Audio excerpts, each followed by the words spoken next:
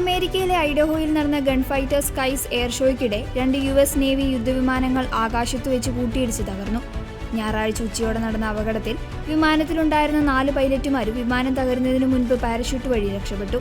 US നേവിയുടെ EA-180G ഗ്രോവ്ലർ വിഭാഗത്തിൽപ്പെട്ട 2 ജെറ്റുകളാണ് അപകടത്തിൽപ്പെട്ടത്. ഓരോ വിമാനത്തിനും ഏകദേശം $67 ദശലക്ഷം വിലമതിക്കുന്നതാണ്. ഐഡഹോയിലെ മൗണ്ടെയിൻ ഹോം എയർഫോഴ്സ് ബേസിന് സമീപം വ്യോമാഭ്യാസ പ്രകടനങ്ങൾ നടത്തുന്നതിനിടെയാണ് വിമാനങ്ങൾ കൂട്ടിയിടിച്ചത്. കൂട്ടിയിടിച്ച ഉടൻ തന്നെ വിമാനങ്ങൾക്ക് തീപിടിക്കുകയും വലിയ സ്ഫോടനത്തോടെ നിലംപതിക്കുകയുമായിരുന്നു. വിമാനം തകരുന്നതിന്റെയും പൈലറ്റുമാർ പാരഷൂട്ടിൽ രക്ഷപ്പെടുന്നതിന്റെയും ദൃശ്യങ്ങൾ സോഷ്യൽ മീഡിയയിൽ പ്രചരിക്കുന്നുണ്ട്. അപകടത്തിൽ നിന്ന് രക്ഷപ്പെട്ട പൈലറ്റുമാരെ ഉടൻ തന്നെ വൈദ്യപരിശോധനയ്ക്ക് വിധേയരാക്കി. 4 പേരുടെയും നില നിലവിൽ തൃപ്തികരമാണെന്ന് അധികൃതർ അറിയിച്ചു.